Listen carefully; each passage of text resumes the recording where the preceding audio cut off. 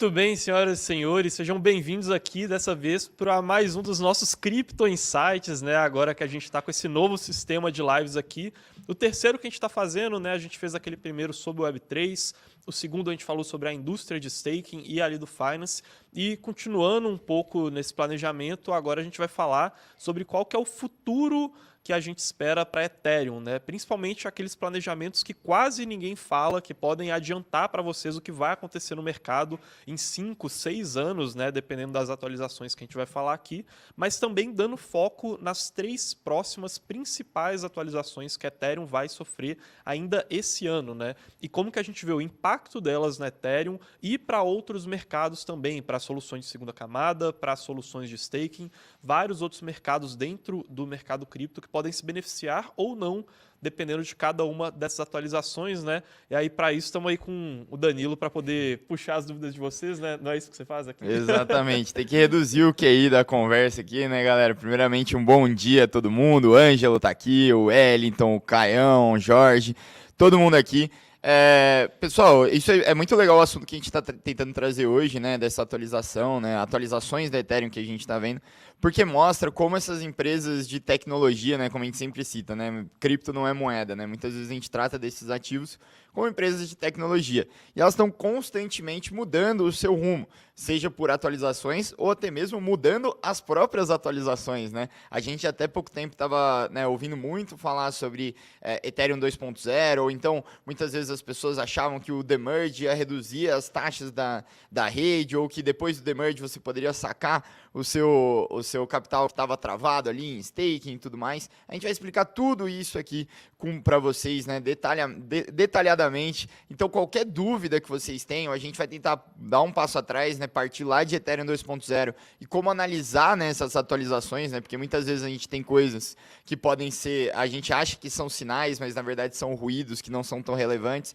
Então, assim, como analisar todas essas atualizações que vieram lá de trás, né, desde Ethereum 2.0, passando por Demerge, até, né, o que a gente está esperando de relevante para acontecer daqui em diante na Ethereum, né, que é a nossa maior posição hoje, né, dentro da carteira. Certo, Carlos, acho que eu já vou começar até pedindo uns likes aí, pessoal. Então, já se vocês gostam, né, desse conteúdo relevante, a gente poderia estar fazendo conteúdo sobre um monte de coisa, né? Sobre várias moedinhas que dariam mais visualização, mas eu acho que é muito interessante a gente tentar manter a sobriedade aqui e falar sobre o que importa mesmo, que são as nossas maiores posições da carteira. É menos sexy? Então a gente precisa da ajuda de vocês para deixar um like se vocês gostam desse conteúdo sempre mais aprofundado e sobre o que realmente importa, né? Sobre o que é sinal e não esses ruídos que ficam saindo na mídia toda hora. Beleza? Então, se puderem ajudar já, deixem o like aí pra gente começar essa live. Beleza? Bora lá, Carlos. Show!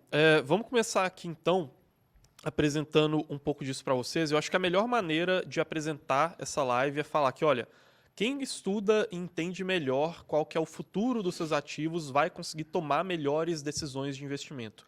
E aí, nada melhor do que a gente mostrar um pouco de qual que foi a última grande atualização da Ethereum, né, com o Demerge, para poder mostrar o que foi mudando enquanto eles estavam planejando essa atualização e como que a gente conseguiu tomar melhores decisões antecedendo essa atualização, né?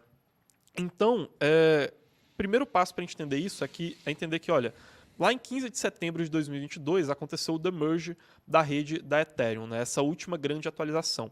E o Demerge, ele foi nada mais, nada menos do que a transformação da Ethereum de uma rede de Proof of Work, né, que era o mecanismo de segurança antigo dela, para uma rede de Proof of Stake, né, ou então o POS, que é essa rede que permite que você trave as suas criptos e auxilie na segurança da rede em troca de obter uma determinada quantia, né, determinados rendimentos, digamos assim. Só que antes disso acontecer, já existiam outros planejamentos e outras formas que as pessoas esperavam que o Demerge aconteceria e outros impactos que elas esperavam que o Demerge causaria na rede da Ethereum. Então, antes se falava muito na Ethereum 2.0. O pessoal que é mais antigo aí de mercado vai lembrar desse termo, né? Então, ali por volta de 2019, principalmente, o pessoal falava muito que, olha, a Ethereum tem vários problemas e aí eles vão fazer uma grande atualização e a Ethereum vai se transformar na Ethereum 2.0 e aí tudo vai mudar e a Ethereum vai ficar perfeita, né? Quais que eram os principais pontos aqui nessa época, né, lá da Ethereum? Primeiro que essa tal da Ethereum 2.0 seria uma atualização muito mais radical, muito mais ambiciosa, né, e com pouco planejamento relativamente para a execução de toda essa ambição dela em comparação com o The Merge. Então o The Merge ele era muito mais focado em solucionar uma dor específica da rede, enquanto que o Ethereum 2.0 era muito mais abrangente, né? E eles também pretendiam resolver muitos problemas com menos passos para poder implementar eles, né, de fato. E acabou que o resultado de você querer fazer muita coisa ao mesmo tempo, com menos passos, com menos tempo, né? Como não existe nenhum milagre aqui em tecnologia, acabou que ocasionou vários atrasos para o cumprimento desse planejamento aqui da Ethereum, e a Ethereum ficou com uma má fama muito grande, porque essa tal da Ethereum 2.0, uma hora era planejada lá para 2019, depois foi planejada para 2020, depois vai ser no final de 2020, em fevereiro de 21, no meio de 2021, e continuou sendo postergada, né? Então, esse foi o grande dilema, e por isso que esse planejamento da tal da Ethereum 2.0 foi abandonado. Então, essa imagem que eu estou mostrando aí é o que eles pretendiam fazer com a Ethereum. Só que aí o planejamento da Ethereum ela é um organismo vivo que passa por mudanças constantes, né? Então, foi justamente pensando nisso que essa mudança aconteceu. Foi porque os desenvolvedores entendiam que, olha, do jeito que a gente está fazendo agora, não vai funcionar. E aí eles abandonaram essa ideia da Ethereum 2.0 e dividiram o planejamento da Ethereum em passos menores, né? Passos individuais que fossem mais fáceis de serem executados, de serem testados e assim por diante. E é aí que veio a ideia do The Merge. Enquanto a Ethereum 2.0 queria solucionar vários problemas, queria diminuir as taxas da rede, queria tornar a rede mais rápida, queria conseguir abarcar mais usuários, queria tornar a rede mais descentralizada, vários problemas de uma vez só, o Ethereum, o The Merge, ele focou em resolver só uma questão, que era mudar o algoritmo que garantia a segurança da rede. Então ele focou só nessa questão. Só que muita gente demorou para entender que o planejamento da Ethereum tinha mudado. Então, aqui é só um exemplo para vocês de uma notícia que está dizendo, olha, quando o Ethereum 2.0 acontecer, a gente vai ter uma mudança nas taxas da rede. As taxas da Ethereum vão ficar mais baratas, porque ainda tinha muita gente que, mesmo quando aquele planejamento antigo tinha sido abandonado, ainda acreditava que isso ia acontecer. E o que aconteceu com essas pessoas? Elas tomaram decisões erradas de investimento. Muita gente também acreditando que o The Merge ele era muito mais arriscado do que de fato ele era, né? Porque não entendia os detalhes técnicos ali dessa atualização, não entendia o que poderia ou não ocasionar algum tipo de centralização. Então essas questões faziam as pessoas ficarem confusas, porque os desenvolvedores da Ethereum já tinham trocado o plano deles e elas continuavam naquele plano antigo. Elas demoraram para se atualizar e aí elas não entendiam o que ia acontecer com a Ethereum, né? Mas a gente conseguiu investigar isso mais a fundo. Então, mesmo essa atualização tendo acontecido lá em setembro, mesmo em janeiro, né? Aqui eu estou só dando um exemplo para vocês de um texto que foi publicado lá para os nossos assinantes da Mercúrios Pro. Né? Lá em 25 de janeiro, a gente publicou falando, olha, o The Merge não vai afetar a dinâmica de taxas da Ethereum, porque não é mais aquele planejamento de Ethereum 2.0, então a gente não espera que as taxas caiam quando o The Merge acontecer. Né? Isso aqui como eu disse, é um texto que está lá para os assinantes, então quem quiser acessar ele pode entrar aí embaixo e clicar no link para Mercúrios Pro. Mas Danilo, até aqui, você acha que ficou tudo claro, pessoal? Cara, eu acho que fica claro e eu acho que uma coisa que a gente deveria puxar aqui para todo mundo, né? Já vou tentar adiantar o pessoal que fala que a gente passa pano, né, para Ethereum e que o Vitalik fica mandando pix pra gente toda hora e patrocina a gente e tudo mais. Pessoal, lembrem que a gente é uma casa independente, a gente não, se a gente precisar mudar de ideia amanhã, não tem problema nenhum. Então, eu queria mostrar essa nossa interpretação de mudança de planejamento. Eu sei que essas pessoas vão falar exatamente o seguinte, pô, mas quando a Cardano fica lá trocando planejamento toda hora, quando algum outro projeto que vocês não gostam muda o planejamento, vocês podem pintar com uma desorganização, ou até uma falta de planejamento mesmo, falta de noção das coisas, porque você planejou uma coisa, aquilo lá não acontece e muda isso no meio do caminho, parece algo desorganizado. Por que a gente não acha isso negativo? A gente fica passando pano para Ethereum? Qual que é? Então, a gente não acha que a troca de planejamento por si só ela seja uma coisa positiva. Eu acho que é bem interessante falar isso, porque aqueles atrasos que a Ethereum tinha lá no começo, eles eram um ponto negativo, né? Então, a Ethereum ela dizia que ia fazer atualização em determinada data, eles não conseguiam se organizar direito, os desenvolvedores eles não tinham um núcleo, né, ali de planejamento, de definir prioridades, e a Ethereum atrasava. Isso era um ponto negativo da rede. Só qual que é o ponto bom ali? Olha, se eles trocam de planejamento para um planejamento melhor e eles conseguem transformar isso em metas e conseguem transformar isso em uma visão um pouco mais concreta, né, um pouco mais palpável e começam a conseguir realizar ele, aí isso é um ponto positivo, né? Com outras criptos do mercado, acho que se aplica a mesma lógica. Se a gente vê uma equipe hoje e essa equipe ela é muito desorganizada, ela tem atrasos constantes no que ela está dizendo que vai entregar, como várias outras criptos já passaram por isso, né? A própria Cardano, a própria Solana, por exemplo, já passaram por esses atrasos. Isso não é um ponto positivo para a equipe.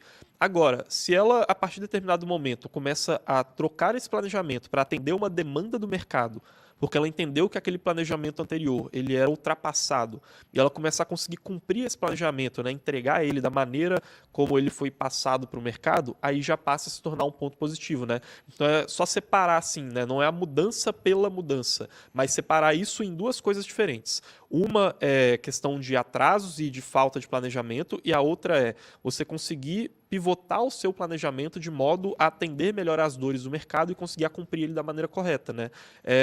Assim como qualquer outra mudança, ela pode ser para o lado bom ou para o lado ruim, né? E assim como foi nesse caso aqui, para o lado bom, né? Nesse caso da Ethereum. E eu acho que a gente também deveria puxar um pouquinho do porquê que a gente estava falando sobre essa questão de... cara, a gente teve um estudo, né, maior ali sobre a Ethereum 2.0, The Merge, questão das taxas e tudo mais que você acabou de mostrar, mas a gente não está falando isso para afagar o nosso próprio ego, né, e dar tapinha nas próprias costas, né? Acho que isso tem uma relevância muito grande quando se fala em investimentos, né? Você separar o que é realidade, sinal e ruído, né? Algo que a gente sempre fala aqui, né? Acho que seria legal a gente entrar no que é isso quando a gente fala o que é sinal, o que é ruído e o que isso tem a ver com o exemplo que você deu. Exatamente, sim. Sinal é toda informação que ela vai te ajudar concretamente a tomar uma melhor decisão de investimento, tá? É aquilo que vai afetar os fundamentos do mercado de longo prazo. Isso é um sinal, né? É uma evidência muito clara de que você consegue tomar uma melhor decisão do que está sendo tomada naquele momento, tá? O ruído, ele é aquilo que parece ser um sinal, mas não é. O ruído é quando você tem várias manchetes diferentes saindo na mídia e essas manchetes elas estão dizendo coisas alarmantes, como se isso fosse afetar a melhor decisão possível para o longo prazo, mas ela não afeta, né? Então, são coisas que tiram a sua atenção, mas que não deveriam estar tirando a sua atenção.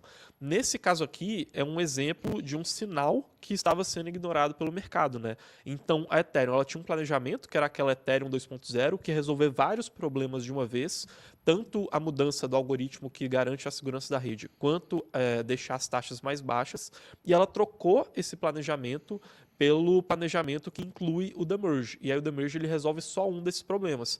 E esse sinal ele foi ignorado pelo mercado. Então o mercado ele poderia deixar de investir na Ethereum, por exemplo, se depois que o The Merge acontecesse as taxas não abaixassem, como de fato não era esperado que elas abaixassem. Só que nesse caso seria uma decisão errada, porque quem tinha se antecipado já sabia que, olha, as taxas não abaixarem depois do The Merge é totalmente esperado. Não é um motivo para você entrar em pânico com relação a Ethereum. Eu acho, só resume de novo ali o comecinho do sinal e ruído, porque acho que deu uma baixadinha no seu som. Aí só volta, só para explicar ali sinal e ruído, só o comecinho mesmo que o pessoal perdeu. O que eu estava falando é justamente que o sinal é aquilo que te ajuda a tomar uma melhor decisão para os seus investimentos no longo prazo, enquanto que o ruído é uma coisa que parece que vai te ajudar, mas que na verdade só está tirando sua atenção, né? E justamente nesse caso aqui, essa mudança do planejamento da Ethereum era um sinal porque ela ia te ajudar a tomar melhores decisões de investimento no mercado de cripto. Bom, perfeito. Eu acho que, pessoal, isso é uma boa introdução para a gente mostrar o que a gente quer passar para vocês hoje, né? Que são as 3 atualizações mais relevantes que a gente está vendo para hoje um dos principais ativos que a gente tem no mercado, que é a Ethereum.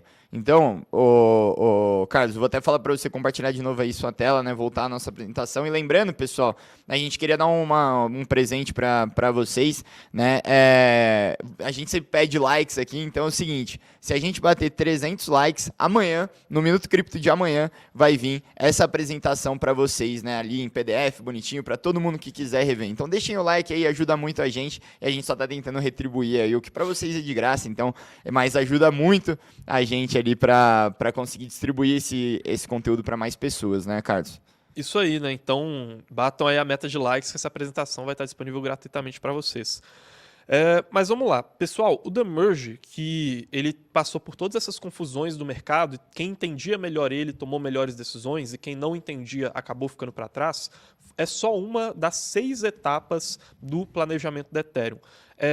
E elas são divididas nessas 6 aqui, né? Depois eu vou passar elas com um zoom ali e a gente vai conseguir entender melhor. A primeira delas, obviamente, é o The Merge, depois vem o The Surge, The Scourge, The Verge, The Purge e The Splurge. Essas atualizações, inclusive, elas têm alguns elementos que vão acontecendo em paralelo, tá? Então, não necessariamente o The Merge ele precisa estar totalmente concluído para começar o The Surge. Inclusive, a gente vai ver que as atualizações que vão acontecer, as 3 grandes atualizações próximas que devem acontecer ainda esse ano, uma delas inclui o The Splurge, né? Que é lá tá na 6ª etapa, digamos assim, mas elas vão se desenvolvendo em paralelo, tá, pessoal? E aí depois a gente vai passar por todas elas, obviamente, aqui, que aí a gente consegue adiantar para vocês futuros ali para Ethereum, talvez até para os próximos 5, 6 anos, né? Mas vamos então começar pelas 3 principais. Elas estão, né, nessas etapas 1, 2 e 6 do planejamento da Ethereum, e a primeira delas ali no The Merge é a conclusão do sistema de saques da Ethereum, né? Então vamos entender um pouco mais sobre ela.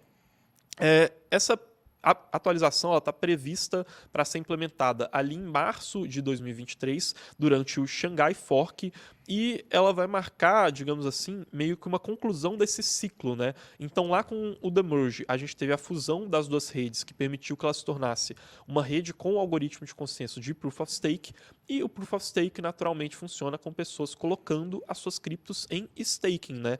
Ela é esse modelo em que você consegue travar suas criptos em troca desses rendimentos. Só que lá no caso do Ethereum, a gente ainda não tem a possibilidade de você sacar de volta esses Ethereums que foram colocados lá, e aí a gente precisa ter a conclusão desse ciclo, né, digamos assim. Muita gente no mercado está esperando que o Ethereum ele possa cair. A gente acredita que no médio e longo prazo, a tendência, por alguns motivos que eu vou passar aqui, é que o Ethereum suba, na verdade, tá? Só que para esse curto prazo a gente está entendendo agora um pouco melhor como que vai ser essa dinâmica de mercado, como que as pessoas estão colocando mais ou menos Ethereums em stake, né? Inclusive, isso vai ser até um assunto da live de assinantes que a gente vai fazer hoje. Mas existem alguns outros fatores que esses saques de Ethereum eles podem afetar ali na indústria cripto como um todo, né?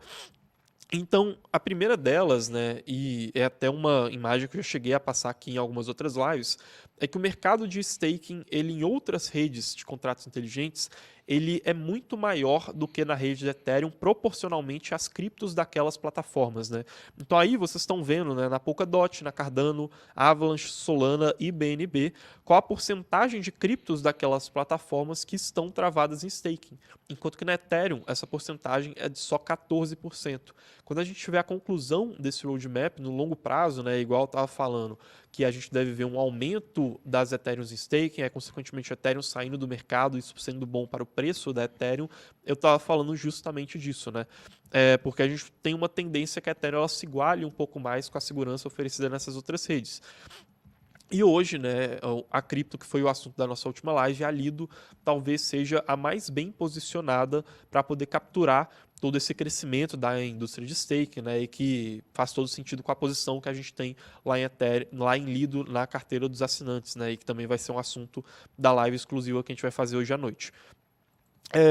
E aí, né, ô Danilo, só me confirma aí se ficou alguma dúvida nessa questão dos saques da Ethereum, antes da gente passar para a próxima atualização, mas realmente ressaltar, olha, essa deve ser uma atualização que deve marcar digamos assim, um grande ponto de crescimento para essa que deve ser uma das maiores indústrias de cripto para os próximos anos, né? E é muito importante a gente estar bem posicionado para poder capturar todo esse valor, justamente que é a indústria de staking de Ethereum, que deve começar a se consolidar muito mais a partir dessa atualização, né? Uhum. Não, exatamente. Tem várias dúvidas interessantes aqui que eu estou selecionando para gente puxar, não especificamente nessa questão dos saques da Ethereum, né? Mas eu já vi várias legais aqui que a gente vai puxar na primeira pausa. Só queria lembrar pro pessoal, se vocês quiserem ver isso aqui mais no detalhe, se inscrevam aí no Minuto Cripto, que assim que a gente bater 300 likes, a gente já coloca essa apresentação aí no Minuto Cripto de amanhã para vocês receberem, beleza? O primeiro link ali da descrição. Mas vamos seguindo e daqui a pouco eu puxo essas daí, beleza? Perfeito. Vamos lá então. A segunda atualização que a gente espera aqui, né, para o ano de 2023, depois desses saques da Ethereum, que, como eu disse, estão previstos para começarem a ser liberados a partir de março desse ano, é a EIP 4844. Né? EIP significa Ethereum Improvement Proposal, né? Proposta de melhoria da Ethereum. E o que essa EIP quer fazer é criar um espaço lá nos blocos da rede da Ethereum, né? E toda rede de blockchain, né? Ela tem esse nome blockchain justamente porque ela é uma cadeia de blocos. Então é como se fosse um trem com vários vagões e cada um desses vagões está armazenando uma certa quantidade de informação, né? O que essa IP quer fazer é criar um espaço específico nesse bloco, né? Nesse vagão de trens da Ethereum, que vai ser só para o armazenamento de dados dos rollups, que são as soluções de segunda camada. Então, qual que é a consequência disso? É que as soluções de segunda camada da Ethereum devem diminuir as suas taxas, dependendo das previsões dos analistas do mercado, entre 10 e até 100 vezes. Né? Isso aí inclui tanto criptos como Arbitrum e Optimism, que são um tipo de rollup específico, que são os Optimism Rollups, quanto criptos de ZK Rollups, né, que entrariam ali como Starknet, ZK Sync e várias outras, né, Immutable X e assim por diante. O que essa atualização deve fazer na prática, então, é destravar a usabilidade e escalabilidade dos rollups. Por que isso daqui é tão interessante assim? Porque outras atualizações, igual o da Merge, elas afetavam muito mais a questão da segurança da rede, da sustentabilidade econômica dela para o longo prazo e de como que o token da Ethereum captura o valor dessa rede, tá? Aqui, nesse caso, a gente está vendo uma atualização que ela vai, de fato, impactar muito como que vai funcionar para os clientes da Ethereum. Então é uma atualização que ela pode realmente afetar a usabilidade. Ela não vai abaixar as taxas da própria rede da Ethereum, mas ela vai abaixar as taxas das soluções de segunda camada. Porque as soluções de segunda camada, o que elas fazem? Elas falam, olha o seguinte, a taxa lá da Ethereum, ela é muito cara.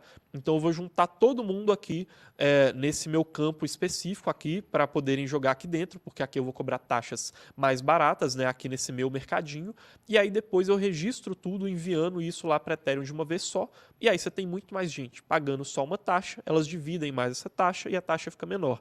E aí agora essa taxa pode ficar menor ainda, porque esse envio lá para esses vagões da Ethereum, dessa informação, vai ficar mais barato. E o que isso aqui é interessante quando a gente fala da dinâmica competitiva do mercado cripto? É que, olha, as taxas das soluções de segunda camada, elas já são baratas, mas às vezes elas não são tão baratas quanto redes que são concorrentes da Ethereum. E aí entraria Avalanche, Phantom, Algorand, Cardano, Solana. Só que a partir desse momento, essas taxas elas começam a ficar ainda mais competitivas.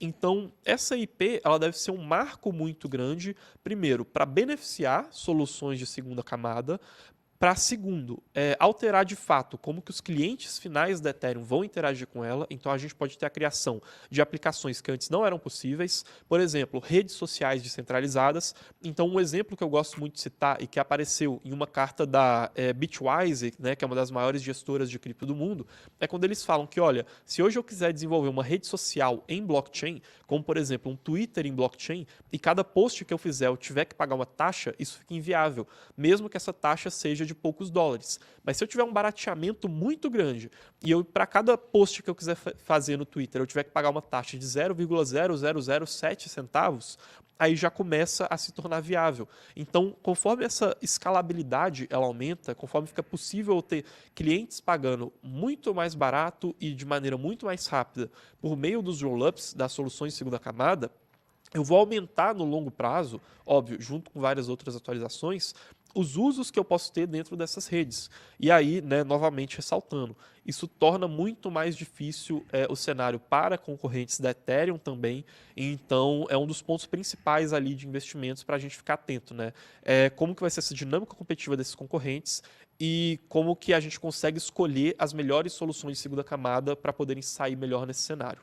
Boa, cara, eu queria só aproveitar, né, e te interromper aqui falando da EIP 4844, né, você acabou citando Rollups, Layer 2 e tudo mais, tem uma dúvida muito interessante aqui do Ângelo Brito, que ele pergunta o seguinte: o que me preocupa no Ethereum é quando eles baixarem as taxas, fará sentido as Layer 2, né, se o pagamento das Layer 2 é seu próprio token, isso não vai tirar valor do Ethereum, então fica meio que uma faca de dois gumes, ou, né, se você reduz ali, aumenta a escalabilidade da Ethereum, isso não baixa a demanda por Layer 2, ou o contrário, se eles facilitarem muito as Layer 2, isso não tira a demanda do token Ether? Acho que é uma dúvida bem interessante para a gente brincar nessa dinâmica e deixar um pouquinho mais claro.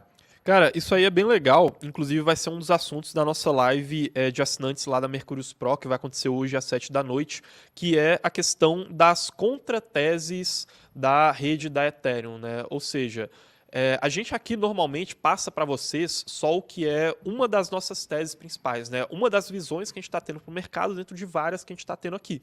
Só que sempre existem visões positivas e negativas que vão ajudar a gente a investir melhor, né? E uma das possíveis contrateses que a gente tem para Ethereum está pautada justamente nisso. Então, olha, a gente tem a Ethereum, que ela tem a sua própria cripto, que captura muito valor, só que a gente agora vai entrar nesse ecossistema com várias outras criptos que elas estão nesse caminho para o cliente final, né? Então, o cliente final quer acessar determinada usabilidade e ele vai passar por várias camadas e cada uma dessas camadas tem a sua própria cripto.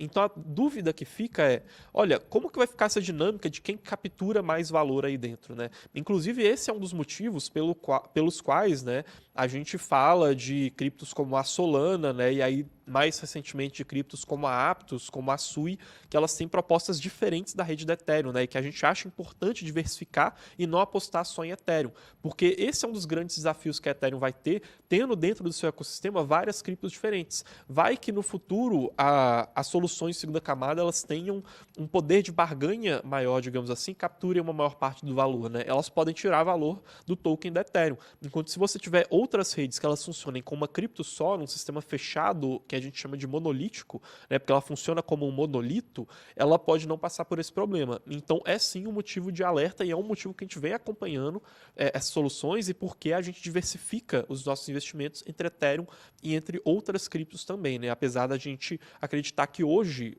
quem está mais promissor é a Ethereum. E aí, sobre a questão de abaixar as taxas, hoje, no planejamento da Ethereum, a ideia não é que a Ethereum ela baixe as taxas ao ponto de ficar igual às plataformas de segunda camada, tá? A ideia é realmente que sempre os clientes da Ethereum nativamente, os clientes da Ethereum por meio das soluções de segunda camada sejam clientes diferentes. E aí, lá na solução de segunda camada, são clientes que aceitam um ticket médio mais baixo e aí uma barreira, né, entre ele e a segurança direta da Ethereum, enquanto que os clientes diretos da Ethereum vão ser clientes que têm um ticket médio mais alto e aceitam pagar mais caro para ter essa segurança mais direta, né, digamos assim. E isso daí, então, tem a ver com esse planejamento de que eles falaram, olha, a gente não vai tentar competir com os roll-ups, a gente vai caminhar em conjunto, né? Isso já é dito abertamente, tanto pelo pessoal da Ethereum, quanto pelo pessoal das segundas camadas da Ethereum. Eles se conversam e eles falam, olha, aqui a gente vai focar em segurança, a gente vai focar, inclusive, em receber as transações desses caras da segunda camada, e a gente não vai abaixar as taxas tanto quanto eles, e tudo bem. E os caras da segunda camada falam, olha, a gente aqui vai focar em realmente abaixar as taxas e se aproveitar dessa segurança da Ethereum, né? Então a ideia é que eles se desenvolvam em conjunto, né? Ressaltando que, olha, no futuro sim, tem problemas que podem aparecer com isso e é por isso que a gente fica de olho nisso, diversifica os investimentos. Isso está em uma dessas nossas contrateses, né, digamos assim. Boa, perfeito, cara. Eu acho que a gente consegue, então, partir já para os próximos temas. Eu anotei algumas outras dúvidas aqui interessantes, inclusive uma do Collar de Ape aí, mas que é uma pergunta mais geral, então, o Collar de Ape, eu vou pedir para você esperar um pouquinho para a gente responder no final da live, tá? Quando a gente passar por todas as atualizações que eu acho sensacional sensacional isso daí, perguntando um pouquinho dos problemas da Ethereum, como todas essas atualizações vão ajudar, né, nesses problemas, tá, Carlos? Então vamos continuar e no final eu puxo essa dúvida. Vamos deixar uns likes aí que já batemos ali a audiência do programa passado, né? Então batendo 350 pessoas aqui ao vivo. Vamos chegar nos 300 likes aí, pessoal. Show! Vamos lá então, a gente acabou de passar pelas 2 das 3 principais atualizações da Ethereum que a gente espera ali para os próximos meses. A primeira, saques completos lá da Ethereum. A segunda, EIP 4844. E vamos para a próxima aqui então, que é a EOF, né? A EOF, como eu disse para vocês, ela é um pedaço lá daquela 6ª parte, né, daquele planejamento em 6 partes da Ethereum, e mostra justamente isso, né? Esses planejamentos eles vão se desenvolvendo paralelamente. E o que é essa tal da EOF? A EOF é uma mudança na EVM, né? A Ethereum Virtual Machine, que é a máquina virtual da Ethereum. Como funciona na prática esse grande computador da Ethereum. Só que ela apresenta hoje algumas ineficiências, né? Ela apresenta algumas coisas ali que tornam você fazer alguns procedimentos mais caros, né? Então o deploy de contratos inteligentes hoje lá na Ethereum, né, que é quando você está de fato transformando uma aplicação sua em uma realidade lá na rede da Ethereum, ele é mais caro do que poderia ser, né? Ele tem alguns processos ali na Ethereum, usando a EVM, que eles funcionam meio que como um tipo de gambiarra, porque, olha, eu tenho que diminuir um pouco meu código, porque se eu aumentar demais ele, eu posso ter que pagar mais taxas. E aí a EOF, ela é uma atualização que ela visa solucionar, né, alguns desses problemas de maneira geral. Então a ideia é tornar a EVM, a máquina virtual da Ethereum, mais barata, mais eficiente para os usuários, e isso deve, inclusive, né, ou melhor, isso pode criar algumas dificuldades ali em termos de redes que elas copiam o formato EVM, né? Isso ainda é uma possibilidade que a gente está estudando um pouco mais, mas tem várias redes no mercado, desde a Binance até a Avalanche, né, em uma das suas 3 redes, que copiam esse formato de EVM, né, da máquina virtual da Ethereum, só que se a Ethereum ela começar a mudar a máquina virtual dela e começar a implementar novas mudanças, a gente não sabe ao certo quais códigos que terão que ser atualizados para poder lidar com isso, quais não terão, e como que essas redes que copiaram esse formato de EVM, elas vão se sair com base nisso. E isso é muito representativo, tá? Saiu recentemente, inclusive, um relatório da Electric Capital, né, que é um dos grandes fundos de investimentos em projetos iniciais de cripto, e eles mostraram que, olha, hoje, das redes que têm um grande número de desenvolvedores ativos no mercado de cripto, 37% delas usam esse formato de EVM da Ethereum, né? Esse formato de máquina virtual, né? Essa receita de bolo da Ethereum para as aplicações funcionarem lá. Porque a Ethereum, de fato, ela deu esse primeiro passo antes das outras redes e elas foram copiando esse formato, né? Então, é interessante entender se elas vão se atualizar também diante desse EOF, né, que vai acontecer.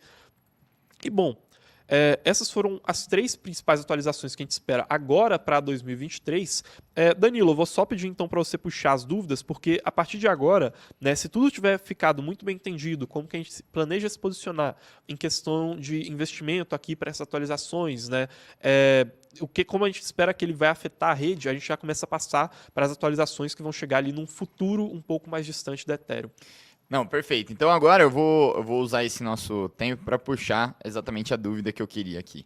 Que o Color Jape ele pergunta o seguinte: bom dia, mercurianos, cara. Hoje, qual seria o problema número 1 da Ethereum e quais os passos que estão sendo tomados para a resolução do mesmo? Acho que como essa é uma live que a gente está falando de atualizações e tudo mais, e melhorias que estão sendo propostas dentro do ecossistema da Ethereum, acho que é o momento de puxar uma dúvida como essa, né? Qual que é a nossa principal contratese ou defeito da Ethereum, na nossa opinião, e como isso está sendo combatido, né? Porque nem tudo aliás, nada é perfeito, né? E tudo tem que ser melhorado constantemente. Então, o que tem que ser melhorado na Ethereum e como eles estão fazendo isso? Vamos lá.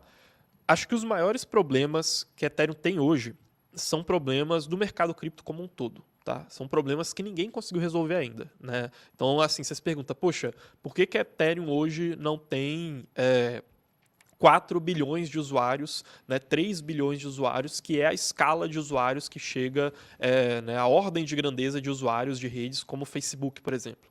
É por causa de problemas que nem Ethereum, nem nenhuma outra cripto conseguiu resolver ainda. Tá? Os maiores problemas são esses, são questões de experiência do usuário, então é muito complicado você usar uma rede igual a Ethereum, igual várias outras redes de cripto. São questões de escalabilidade, então as taxas podem não ser baratas o suficiente, né, em comparação com várias outras questões que estão acontecendo ali, né? Então esses problemas eles acontecem de maneira geral no mercado todo, tá, pessoal? Agora, né, e eles também estão sendo planejados para serem resolvidos pela Ethereum. Agora, se tiver que falar problemas específicos da Ethereum em comparação com o restante do mercado, né, que eu acho que talvez a pergunta ali do Coral Drape seja mais focado nessa questão, né, o que que tá? Beleza, você me falou aqui problemas que várias outras criptos têm, mas quais são os problemas específicos da Ethereum? Eu acho que são problemas que vão aparecer, talvez, ao longo dos próximos anos, conforme a dinâmica de mercado for ficando um pouco mais clara, tá? Que eles são relacionados principalmente a essa questão da Ethereum, ela ter diferentes camadas e cada uma dessas camadas ter criptos diferentes para poder capturar esse valor, tá? Então, vai ser, por exemplo, o Ethereum ali, que você faz o staking de Ethereum para garantir a segurança da rede, e aí em cima dela você tem uma Arbitrum, e a Arbitrum tem o token dela, que é o token Arb, né, que inclusive ainda não foi lançado no mercado, tá? Apesar de já ter sido lançado no contrato inteligente. E aí, aonde que fica cada uma dessas capturas de valor? Se a captura de valor ficar muito na segunda camada, enquanto que a segurança depende muito da primeira, será que a gente pode ter algum conflito de interesses? Lá na segunda camada, qual cripto você vai usar para pagar as taxas? E qual cripto você vai usar para fazer o staking, né? Então, eu acho que esse talvez seja o maior dilema, o maior problema da Ethereum quando a gente compara a Ethereum com outras soluções do mercado. Óbvio, a Ethereum não faz isso à toa. Isso daí também vai trazer vantagens para a Ethereum que outras soluções não têm. Então, aquela questão ali que a gente fala do trilema das blockchains, que na verdade não é um trilema, né, porque é muito mais complexo do que isso, mas que seria essa ideia de que você tem que definir sempre dois tópicos entre segurança, descentralização e escalabilidade, né? A ideia é que você sempre tem que escolher um desses dois. A Ethereum, ela tenta escolher os três, tendo a solução de segunda camada e delegando para a solução de segunda camada essa questão da escalabilidade, né? Então, outras redes elas acabam tendo uma dificuldade maior porque elas não optam por terem soluções de segunda camada. Então, assim, não é um problema específico que a Ethereum está enfrentando agora, mas eu acho que é um desafio importante que a gente vai ter com relação a Ethereum que outras redes podem não ter, tá? Assim, não é o maior desafio, mas como eu te disse, os maiores desafios de todos, eles só são sofridos por todo o mercado, não só pela Ethereum. Uhum. Não, exatamente. Eu sei que tem o Wellington aí, tava perguntando, algumas outras pessoas também sobre Orlando, né? A gente já falou em algumas outras lives, né? Precisou de um tempinho aí, depois de um 2022 muito corrido, eu não tirava férias praticamente há 3 anos, então precisou de um tempinho ali para ele, então a gente só tá pedindo para respeitar esse momento e tudo mais, acho que ele merece, né? Mais que qualquer um. Então, o que eu ia puxar aqui, o Igor, ele falou pra você dar uma olhada no Slack, ele te mandou umas informações legais aí, ô Carlos, sobre isso que você tava falando. Porque tem uma dúvida, aqui já vou aproveitar que você tá lendo aí, a Nikita perguntou aí, gente boa, cadê o Casta? O Casta, ele também tá participando aqui normal das lives, né, inclusive o Casual Crypto de... Amanhã, hoje é? Sexta-feira, hoje é quarta. De sexta-feira o Casta vai estar aqui, estava na última live de assinantes, né? O Casta, para vocês entenderem, né? Ontem foi inclusive a estreia do canal do Casta, né? Ele também está usando uma parte ali do tempo dele para se dedicar nesse projeto aí, que a gente super apoia ele, mas ainda continua como colaborador aqui, tanto da Mercúrios Pro, em todos os lugares. Ele explicou, né, no Casual Crypto que a gente anunciou essa novidade aí, então sempre na Mercúrios Pro ele está aparecendo. Acho que só na última semana que vocês não viram ele, porque ele apareceu na live de assinantes, né? Que é fechado, então provavelmente você não deve estar lá, né, Nikita? Mas, de resto aí, você conseguiu dar uma olhada aí? Sim. Porque eu queria puxar, não sei se você vai conseguir fazer um gancho, com o que o Primo Cripto perguntou, que foi a dúvida que eu tava quando você começou a falar, né? Você começou a falar sobre a relação, né, de Ethereum com Layer 2 e tudo mais, mas o Primo Cripto, ele inverte o jogo, né? Se as Layer 2, né, que em tese são tecnologias muito mais recentes do que a Ethereum, né? Tudo bem, os rollups otimistas e a sidechain como a Polygon já estão um pouco mais testadas, mas a gente está vendo novidades como o ZK surgindo agora, né? Então é muita coisa ainda muito incipiente. E parece que a Ethereum ela está se focando o seu desenvolvimento para essa parte de Layer 2. A gente acha que se Layer 2 fracassar, a Ethereum pode ficar sem norte, isso pode ser um risco?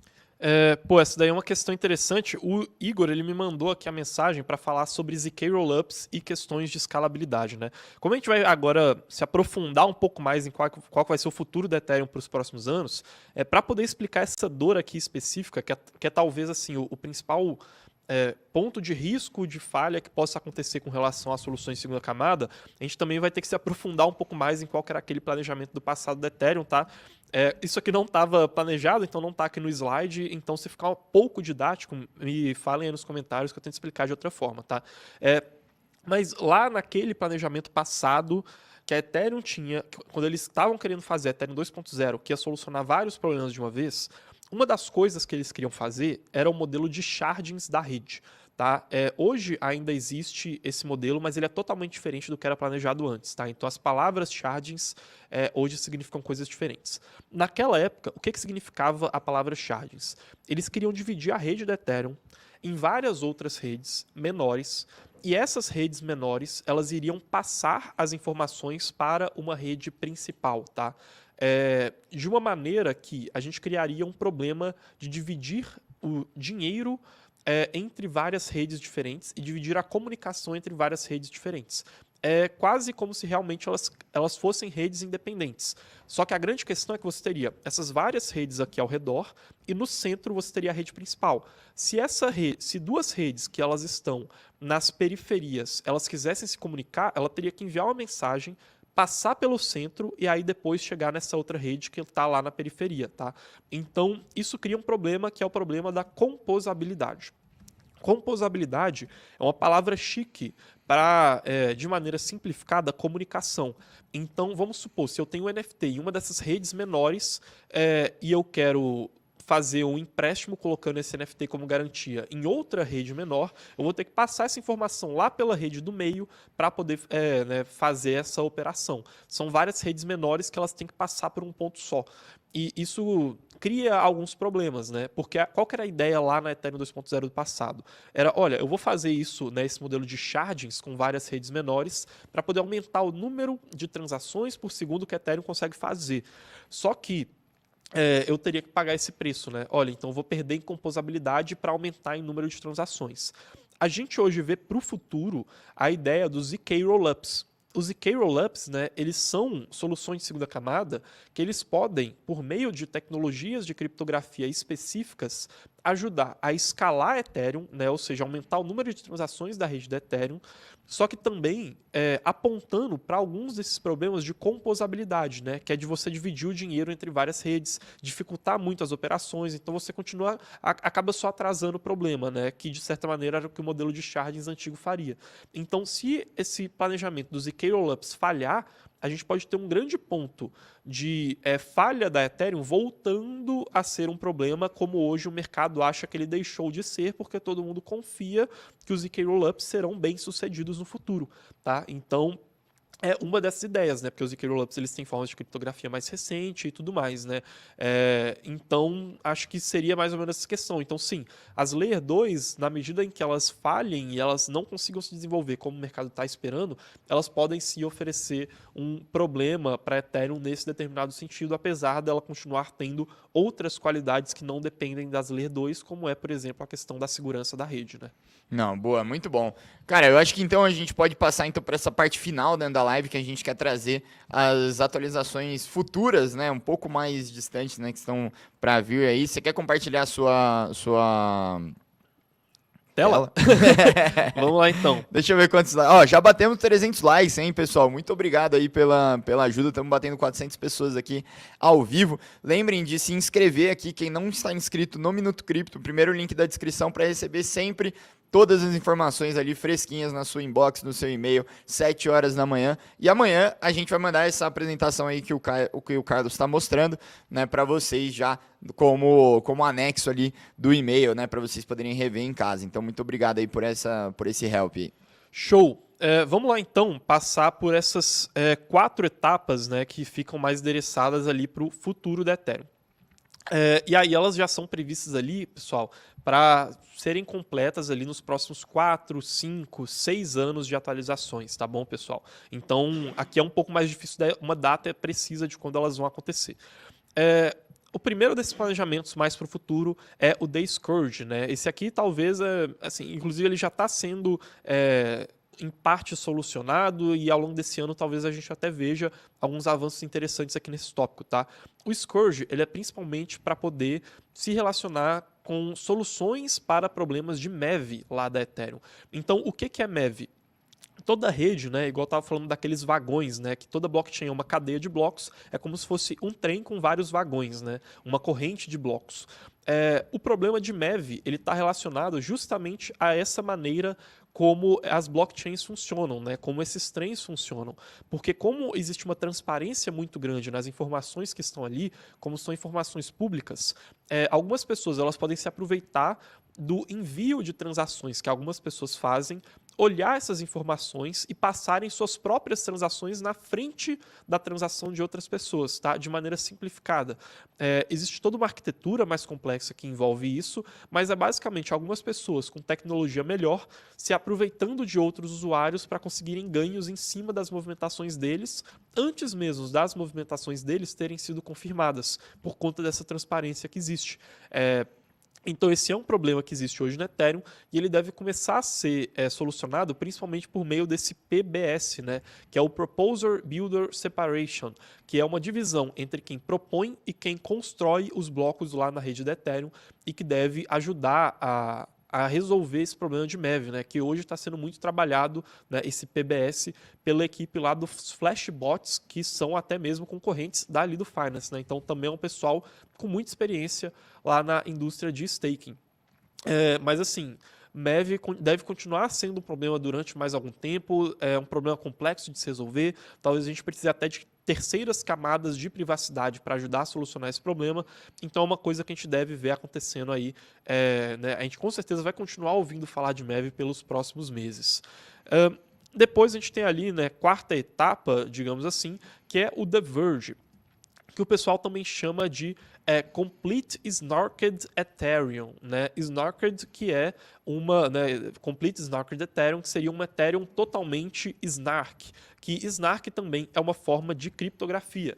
E aí, até lendo aqui para vocês, o que ela pretende fazer é tornar a verificação de blocos menos custosa em termos computacionais por meio da implementação de Verkle Trees e não de Merkle Trees, né, como um desses tópicos para poder tornar a verificação menos custosa. O que a gente está dizendo aqui? Olha, todos aqueles vagões desse trem, eles precisam ser verificados, né? As pessoas elas precisam ter a capacidade de não confiar cegamente no que está acontecendo, mas poder verificar por meio do seu próprio computador o que está acontecendo ali dentro. Então, é o grande passo que torna redes públicas, como a rede do Bitcoin, como a rede do Ethereum, diferentes de um banco, diferentes de uma empresa comum, de uma rede social comum, que todos os seus dados estão no servidor centralizado e você precisa confiar naquele servidor que, olha, você realmente tem o dinheiro que o banco está dizendo que você realmente tem as informações que aquela rede social está dizendo que você tem, e nas redes públicas, nas blockchains, a gente precisa ter uma maneira de verificar que, olha, realmente aquilo está acontecendo da maneira como deveria estar correta, né? Eu não estou confiando cegamente naquele processo. E é aí que existe o processo de verificação. Então, as Merkle Trees, elas são basicamente agregados de transações, né, que ficam ali na criptografia específica de cada bloco e que são maneiras de facilitar essa verificação. A gente substituindo as Merkle Trees pelas Verkle Trees, a gente deve facilitar esse processo de verificação para que ele se torne mais acessível, né? Então, a ideia, assim, num futuro talvez até meio utópico de uma Ethereum totalmente snarked, né, ou seja, totalmente criptografada dessa maneira que poupa recursos computacionais, é que você até no seu próprio celular consiga verificar se a Ethereum está funcionando de maneira honesta ou não, né? Ela está muito ligada a esse esse processo de verificação menos custosa. O próximo passo ali viria com o The Purge, né? O The Purge, para quem lembra ali do Anarquia, né? Uma noite de crime, né? Que eles falam lá do The Purge, vai lembrar que lá o que eles fazem é colocar, olha, todos os crimes eles vão acontecer de uma vez só e aí em um dia só do ano, e aí com base nisso, né, na história desse filme, a gente vai evitar que crimes aconteçam ao longo de todo o ano, porque a gente meio que limpou os crimes da sociedade em um dia só, né? O termo The Purge, ele sempre tem a ver com essa ideia, né, de limpeza, de você, olha, meio que pagar os seus pecados ali, olha, eu vou tirar toda essa carga negativa que tem aqui e eu vou limpar ela para tornar as coisas mais leves, né, fazendo uma analogia com o filme, porque lá o termo ele significa a mesma coisa. O que é o The Purge na Ethereum? É você apagar todo um histórico de dados inúteis para poder tentar tornar a Ethereum mais leve, né? Você meio que apagar problemas do passado da Ethereum, digamos assim. O que isso quer dizer na prática? Olha, a Ethereum ela armazena dados de histórico de várias transações que eles são inúteis hoje para você verificar na prática se a Ethereum está funcionando de maneira honesta. Só que meio que a Ethereum, assim como várias outras redes que também vão passar por esse problema, ela pode estar cavando a própria cova, porque quanto mais dados você tem que armazenar, mais pesado se torna você ter todo esse histórico da rede, e quanto mais pesado é você ter todo esse histórico da rede, menos pessoas conseguem ter seus computadores rodando esse histórico. Ou seja, a Ethereum começa a ficar cada vez mais centralizada. Como eu disse, não é um problema só da Ethereum, é de várias outras redes também, né? Ou então, no mínimo, é um problema que as redes vão ter que se preocupar no futuro. Mas a ideia aqui seria você reduzir significativamente quantos dados históricos você precisa armazenar, porque muitos deles já são inúteis, porque você já tem o histórico a partir de uma determinada data e você já tem os dados criptográficos das transações, né, ou melhor, os dados criptográficos que verificam que aquelas transações são verdadeiras. Então você não precisa armazenar o dado daquela transação em si. E aí você faria, por meio do The Purge, né, essa limpeza de uma parte da rede do Ethereum para garantir que ela consiga continuar sendo uma rede descentralizada, e esse histórico, né, ele expiraria a partir de determinado ponto, que é aquele tópico que está ali, que é o início do State Spirit, né? Spirit, melhor dizendo. E aí, por fim, né, a última etapa ali que a gente teria é a do Splurge, né? Que o Splurge é um nome, eu ia falar um nome bonitinho, mas nem tão bonito assim, para, olha, todo o resto que sobrou, né? Então, o The Splurge, depois que a gente solucionou problemas de MEV, depois que a gente tornou a verificação mais simples e depois que a gente fez com o The Purge essa limpeza de dados que não precisavam ser armazenados, então a gente descentraliza o processo de armazenamento, assim como descentralizou o processo de verificação, ele vai pegar vários outros problemas da rede da Ethereum, com foco em dois tópicos principais. O primeiro deles é a EVM, a máquina virtual da Ethereum, que inclusive, né, não é à toa que o EOF, né, que a gente falou, está nessa parte aqui do Splurge. E o segundo tópico seria a questão do UX, ou seja, experiência do usuário, que é aquele tópico lá que eu falei que é um grande desafio para o mercado cripto, que hoje é muito difícil você interagir com cripto. E aí, um dos tópicos que vai ser muito importante para a cripto ali para os próximos 5 anos é esse tal do AA, que é o Account Abstraction. O Account Abstraction é uma maneira de você fazer com que as contas em cripto elas funcionem de uma maneira mais personalizada, mais segura e mais simples, replicando o que são as contas do mercado tradicional. O que significa na prática? Olha, quando eu crio uma conta no Instagram, é muito mais fácil do que eu criar uma conta na Ethereum. Se eu perder a minha senha no Instagram, eu posso pedir para eles mandarem para mim um SMS no meu número de telefone para eu recuperar essa senha. Ou então eu posso ter outro e-mail reserva que eu uso para recuperar essa senha. Se eu perco a minha senha em cripto, eu não consigo fazer esse processo. Então, com o Account Abstraction, que a gente vai substituir o sistema de contas que os usuários usam hoje por sistemas de contas que usam contratos inteligentes, eu vou tornar esse processo mais personalizável.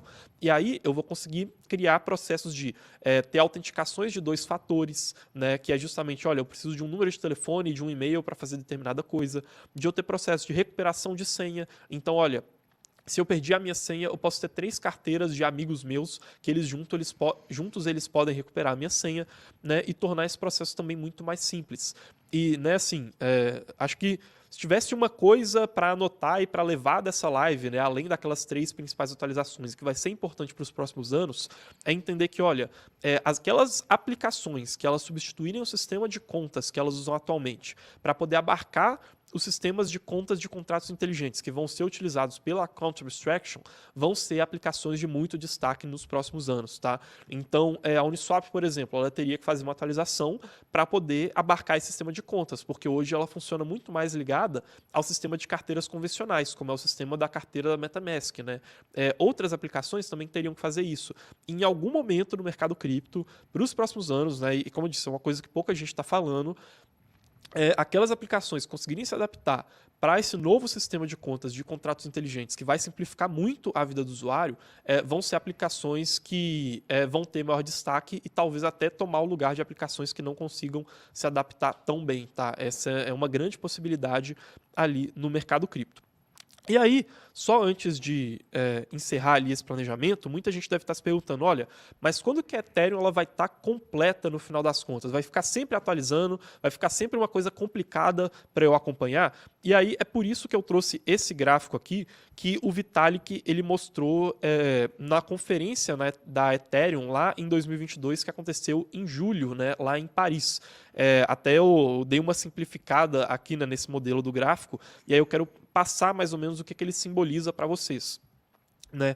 Aqui no, né, e aí de novo, né, só ressaltando, esse é um gráfico que vai tentar responder essa pergunta nossa de, olha, quando que a Ethereum vai estar completa?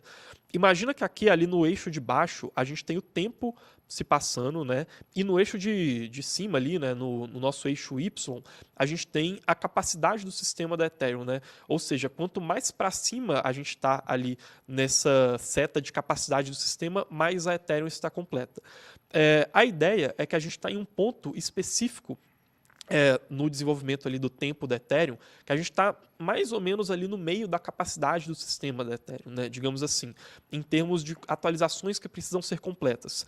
Mas a ideia também é que, olha, a Ethereum ela vai passar por um período de mudança mais rápida, que é esse que a gente vai vivenciar agora, e depois ela tende a se estabilizar mais ou menos como em determinado momento no passado ela também esteve estabilizada, né? Justamente porque a Ethereum, por ser uma camada de confiança, né? E ela vende o seu produto dessa maneira, né? Olha, eu vou ser a rede mais segura, eu vou ser a rede mais confiável. Se ela ficar se atualizando o tempo todo, ela pode ter problemas com relação a isso. Meio que é até uma vantagem que hoje o Bitcoin tem com relação ao Ethereum, né? Olha, eu não preciso ficar acompanhando toda semana o que os desenvolvedores do Bitcoin estão falando, porque ele é um produto que está um pouco mais completo, né? Apesar de que o Bitcoin ele também vai ter que enfrentar os seus próprios demônios, né, digamos assim, ele vai ter que enfrentar os seus próprios problemas daqui a alguns anos em termos de sustentabilidade e tudo mais, até um assunto que a gente pode falar em outra live, mas o Bitcoin, querendo ou não, ele é um produto um pouco mais completo do que a Ethereum, né? E por conta disso, muita gente confia mais no Bitcoin do que na Ethereum. Então, o que o Vitalik fala aqui é que, olha, no futuro a gente também quer que a Ethereum ela busque uma determinada estabilização. Então, essas 6 etapas que eu mostrei para vocês, elas vão estar justamente nesse período de mudança mais rápida da Ethereum, né? Pelo menos a ideia é essa, que eles passem por isso e depois não tenham que ficar fazendo tantas atualizações assim para serem acompanhadas. Mas, Danilo, acho que é isso que a gente tinha aqui por hoje na apresentação. Perfeito, cara. Eu vou pegar esses últimos 5 minutinhos aqui só para puxar algumas dúvidas interessantes para a gente fechar aqui, tá? A primeira dúvida que eu queria puxar aqui é a do Leandro Valentim, né? Perguntando que tipo de integração com a rede da Ethereum um usuário comum pode ter atualmente, né? Consegue dar um exemplo prático do que poderá ser feito em um futuro próximo? O tipo de interação comum que o usuário tem, por exemplo, é ele querer fazer um empréstimo e aí ele coloca determinadas criptos em empréstimo para poder fazer o empréstimo em outras criptos, né? Como é o caso da Aave. E como que isso pode se desenvolver num futuro próximo, né? Com a Aave, ela tokenizando ativos do mundo real, e aí você consegue colocar ativos como a sua casa, o seu carro, né, que são ativos físicos tokenizados como garantia para poder pegar o empréstimo em dólar, né, ou então em outra cripto, por exemplo. Outra coisa que você pode ver hoje, Existe o Lens Protocol, que é uma rede social descentralizada que, por enquanto, aceita só um número limitado de contas, né? Mas no futuro, se a gente tiver uma melhoria desse mecanismo de ficar mais simples para o usuário conseguir interagir, o Lens Protocol, né, e ficar mais barato, né, para o usuário interagir, ele pode aceitar muito mais pessoas e se tornar uma rede muito mais escalável e sem ter problemas que outras redes sociais que são centralizadas têm. Por exemplo, né? Então, tendo uma infraestrutura mais robusta, sendo mais segura, tendo menos manipulação de dados e assim por diante. Outro exemplo, né? A gente tem os NFTs, que hoje eles são usados muito como obras de arte virtuais, né? Mas a gente pode ter esses NFTs a partir do momento que eles se popularizam mais, que a gente tem mais escalabilidade e mais simplicidade, sendo utilizados em jogos de videogames, né? Então seria uma maneira do usuário real interagir com esse mundo, só que dessa vez ele vai ter realmente a posse dos itens dele dentro daquele jogo, ao invés daquela posse ser garantida por uma empresa centralizada, né? Então só aí alguns casos de uso, né? Tanto em finanças, quanto em redes sociais, quanto em jogos que cripto pode abarcar no futuro, solucionando esses problemas aqui. Muito legal, assim, né? O Caião aqui até faz uma análise legal aqui no chat, né? Ele tá falando que a questão da experiência e interface com o usuário realmente deixa a desejar hoje, né? Porque o Raspsi tava falando que é uma pena o UX ser o último passo, né? A experiência do usuário deveria ser prioridade.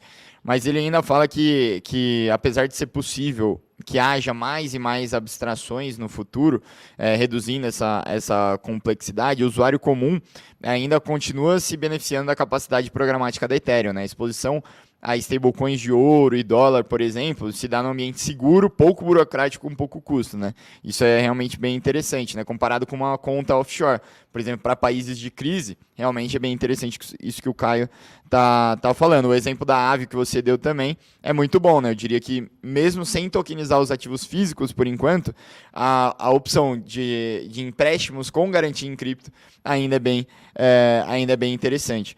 Último ponto que eu queria puxar aqui, um pouco mais de posicionamento, sei que a gente não vai conseguir dar muitos detalhes, talvez hoje mais tarde, mas o R9 Costa ele falou o seguinte: nesse momento estou 100% em dólar, melhor esperar ou devo me expor a Ethereum agora? Né? A gente gosta sempre de falar de bastante posicionamento, né, Carlos? Sim. Pessoal, a gente é totalmente contra essa ideia de que você vai ficar tentando ser o mais esperto que o mercado toda hora no curto prazo, e você vai ter sucesso no mercado de cripto trocando de dólar para cripto, de cripto para dólar, de dólar para cripto, olhando o que está acontecendo no mercado, tentando ter essa ideia de ser o primeiro cara que vai chegar naquela informação e que vai chegar numa conclusão genial que ninguém mais chegou, tá? Inclusive, isso é até um ponto interessante, né? Quando a gente fala de teorias de eficiência de mercado, como esses dados eles são amplamente disponíveis, né? Tem dados, por exemplo, que mostram que durante essa alta da inflação lá nos Estados Unidos, que a gente vivenciou e que agora está começando a cair, em todos os momentos que os economistas eles fizeram a previsão de para onde ia a inflação, eles erraram. E eles estão fazendo modelos econométricos com várias contas matemáticas, várias informações diferentes, estatísticas para tentar prever esse cálculo, entendeu? E a gente precisa aceitar que tem determinadas coisas no mercado, principalmente no curto prazo, que elas são simplesmente aleatórias, né? Você não vai conseguir acertar elas consistentemente, e não é à toa que os caras que estão no mercado fazendo dinheiro há muito tempo, eles não fazem isso, né? Eles investem de maneira ou quantitativa, baseada em dados muito específicos que só eles têm acesso, né? Ou então de maneira fundamentalista, como é o caso do Warren Buffett, por exemplo, investindo em ações.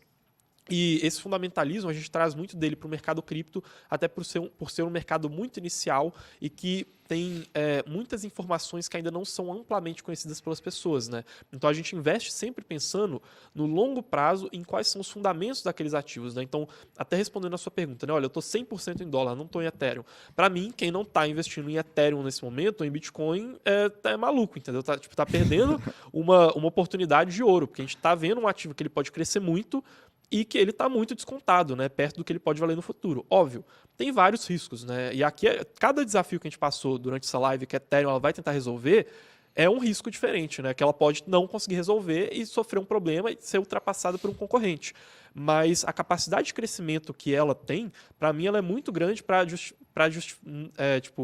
para você conseguir justificar, olha, eu vou estar 100% em dólar esperando que, olha, vai sair um dado específico ali e eu vou com base nesse dado fazer tal movimentação, vou tradear o mercado e vou ganhar com base nisso, entendeu? Para mim, simplesmente é uma coisa que não faz sentido. Agora, existe a questão da exposição a risco, né? E aí realmente faz sentido. O que eu acho que você tem que avaliar né, aí pro R9 Costa? Olha, o quanto que eu estou disposto a perder nesse mercado, né? O quanto que eu estou disposto a ver o meu patrimônio derreter no curto prazo perto do quanto eu posso ganhar no longo prazo, né? E com base nisso você definir a sua alocação, né? Então, olha, eu estou confortável com no longo prazo eu ter 5% ou 10% ou 20% ou 30% da minha carteira em Ethereum ou em outras criptos, então eu vou colocar esse tanto, entendeu? Ao invés de ficar tradando e, olha, hoje eu estou confortável com 100% em dólar e nada em Ethereum e amanhã eu vou estar 100% com Ethereum e nada em dólar, isso vai me deixar confortável, né? Provavelmente não é assim que vai funcionar na dinâmica dos investimentos e nem é isso que vai te trazer mais sucesso no longo prazo. Exatamente. E assim, tentar dar um exemplo só para a gente finalizar, eu sei que a gente já passou aí do horário, mas pense que vamos tentar bolar a melhor estratégia para investir, né? Como você se torna o melhor investidor possível. Vamos imaginar que a gente tem 100 investidores aqui tentando se posicionar da melhor maneira no mercado de cripto. Aí depois de um ano, a gente teve uma pessoa que, sei lá, o Bitcoin ele caiu até 15 mil dólares e depois ele subiu até 70 mil dólares. E teve um cara que ele comprou exatamente nos 15 mil e ele vendeu exatamente nos 70 mil.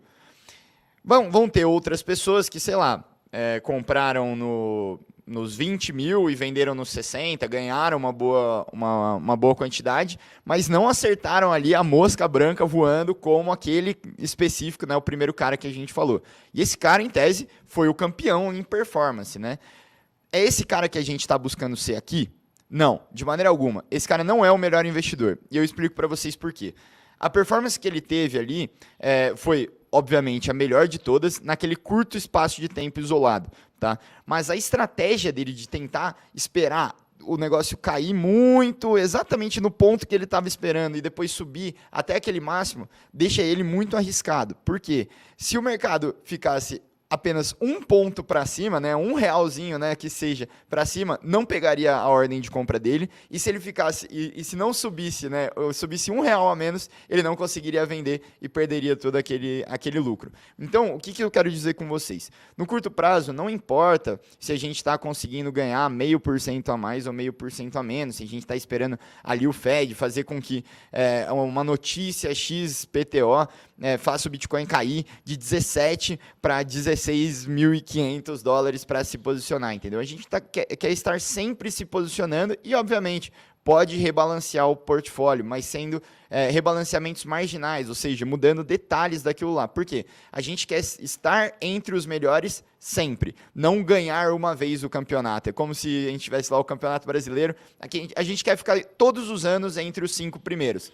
A gente não precisa se arriscar num nível de tentar sempre ser o campeão e ser all-in ali naquele mercado, porque o mercado é para o longo prazo, entendeu? Se você não foi exatamente o melhor, você ainda vai continuar tendo uma performance muito, muito boa. Por isso a gente fala, não tente acertar ali a mosca branca voando, né? Se posicione no mercado e vá fazendo ajustes marginais. Basicamente, cara, fazer o arroz e feijão. Comprar o que é bom, esteja posicionado no que é bom e não esteja posicionado no que é ruim. Não especule, né? Então, pega o que tem bons fundamentos, né? Empresas boas, ativos bons e se posicione neles para o longo prazo e faça ali rebalanceamentos marginais no detalhe, né? Eu acho que essa é a nossa filosofia. As coisas são mais simples do que parecem, né? Eu acho que assim fica um pouco mais claro da gente explicar como a gente toma decisões aqui.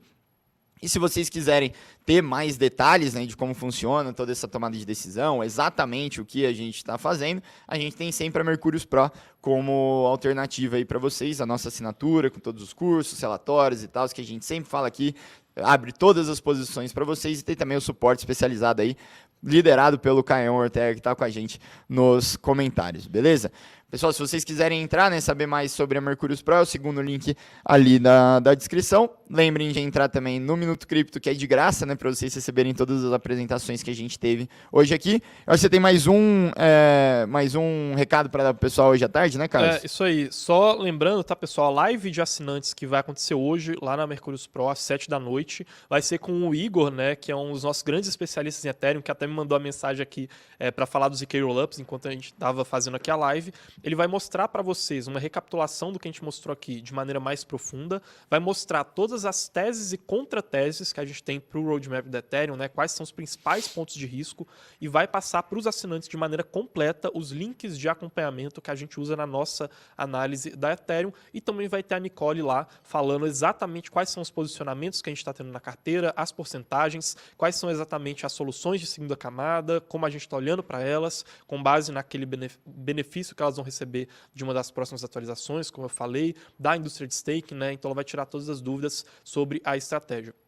E aí, né, o último aviso que eu queria dar aqui para vocês é que hoje, às 4 da tarde, a gente vai estar aqui ao vivo com vocês para poder falar sobre a mudança da taxa de juros lá dos Estados Unidos, né? Para quem estava com saudade das lives de notícias, hoje a gente vai fazer a cobertura completa da mudança de taxa de juros e também do discurso do Jerome Powell, que é o presidente do Fed, e trazer de novo aquela nossa visão ali sobre a macroeconomia, como que ela está afetando os investimentos em cripto. Então, quando essa live aqui terminar, vocês já vão ser redirecionados lá para a próxima live. Já deixem o like lá, marquem o lembrete, porque eu vejo vocês aqui hoje ainda às 4 da tarde, tá, pessoal?